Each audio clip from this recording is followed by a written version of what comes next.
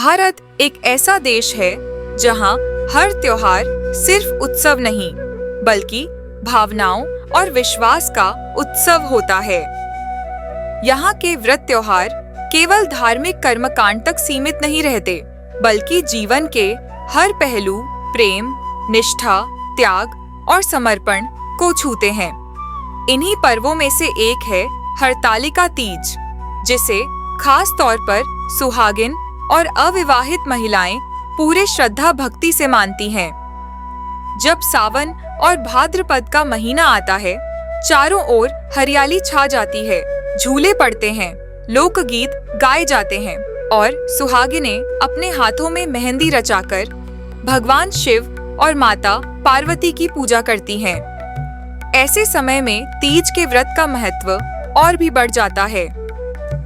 हरतालिका तीज को सबसे कठिन और पवित्र व्रत माना जाता है। यह व्रत न केवल पति की दीर्घायु और सुखी वैवाहिक जीवन का प्रतीक है, बल्कि इसमें नारी शक्ति, आत्मबल और तप का भी अद्भुत रहस्य छुपा है। यह व्रत भाद्रपद मास के शुक्ल पक्ष की तृतीया तिथि को रखा जाता है। इसके देवता भगवान शिव और माता पार्वती हैं। विवाहित और अविवाहित महिलाएं इस व्रत को करती हैं। इसकी विशेषता यह है कि यह व्रत निर्जल और निराहार रखा जाता है। स्त्रियां 16 श्रृंगार करती हैं, रात्रि जागरण करती हैं और कथा श्रवण करती हैं। विवाहित स्त्रियां अपने पति की लंबी आयु और अखंड सौभाग्य की कामना करती हैं, जबकि अविवाहित कन्याएं आदर्श जीवन साथी की प्राप्ति के लिए यह व्रत करती हैं। हरतालिका शब्द का अर्थ भी बड़ा रोचक है।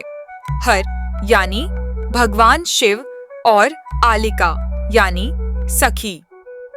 कथा के अनुसार माता पार्वती की सहेलियों ने उन्हें शिवजी की तपस्या हेतु वन में छिपा दिया था। तभी से इसका नाम हरतालिका तीज पड़ा। इस व्रत की कथा माता पार्वती और भगवान शिव के दिव्य मिलन से जुड़ी हुई है।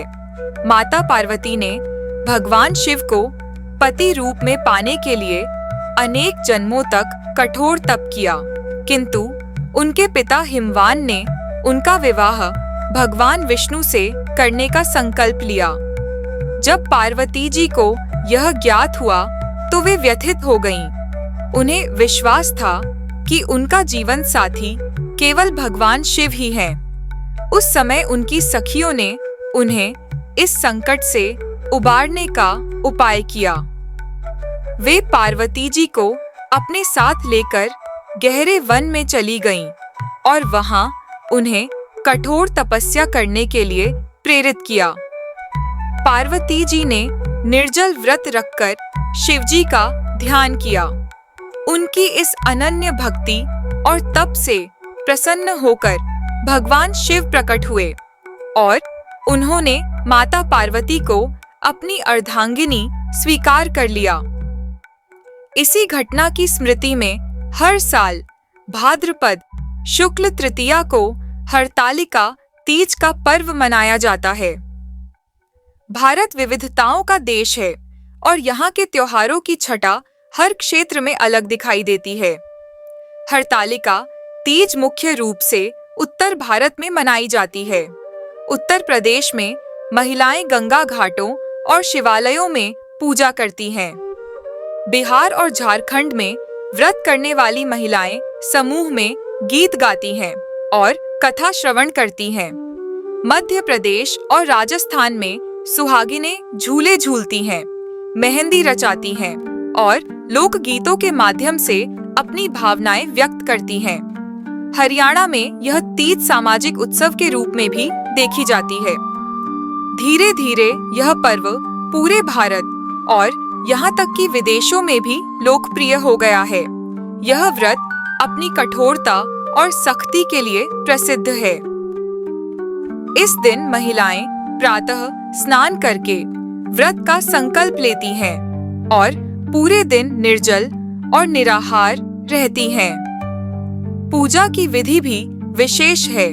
सबसे पहले स्नान और संकल्प किया जाता है, फिर मिट्टी या बालू से भगवान शिव, माता पार्वती और गणेश जी की प्रतिमा बनाकर स्थापित की जाती है। व्रती स्त्रियां 16 श्रृंगार करती हैं।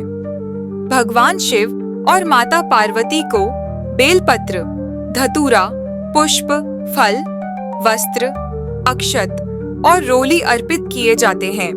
इसके बाद हरतालिका तीज की कथा सुनी जाती है और रात भर जागरण कर भजन कीर्तन होता है। अगले दिन स्नान करके पुनः पूजा की जाती है और व्रत का पारण किया जाता है। इस व्रत की कई विशेषताएं हैं। निर्जल व्रत आत्मबल और धैर्य की चरम परीक्षा है। 16 श्रृंगार अखंड सौभाग्य का प्रतीक है। जगह जगह महिलाएं झूले झूलती हैं और तीज गीत गाती हैं। यह व्रत केवल व्यक्तिगत साधना ही नहीं, बल्कि सामूहिक उत्सव भी है, जहां सहेलियां मिलकर उत्साह बढ़ाती हैं। विवाहित स्त्रियां इस व्रत से अपने वैवाहिक जीवन में सुख, शांति और समृद्धि की कामना करती हैं। हरतालिका तीज का धार्मिक महत्व बहुत बड़ा है। कथा के अनुसार इसी दिन माता पार्वती ने भगवान शिव को पति रूप में प्राप्त किया था। इस व्रत को करने से स्त्रियों को अखंड सौभाग्य और दाम्पत्य सुख की प्राप्ति होती है। पारिवारिक दृष्टि से यह व्रत पति के दीर्घायु जीवन और परिवार में सुख शांति के लिए किया जाता है। यह पर्व पति पत्नी के बीच विश्वास और प्रेम को मजबूत करता है। सामाजिक दृष्टि से यह महिलाओं को जोड़ता है, एकजुट करता है। वे मिलकर उत्सव मनाती हैं, गीत गाती हैं और अपनी भावनाएं साझा करती हैं। अविवाहित कन्याओं के लिए यह व्रत आदर्श जीवन साथी पाने की कामना का प्रतीक है। आध्यात्मिक दृष्टि से यह व्रत आत्मसंयम और साधना का अद्भुत उदाहरण है। भोजन और जल तक का त्याग करना आत्मबल और धैर्य की परीक्षा है।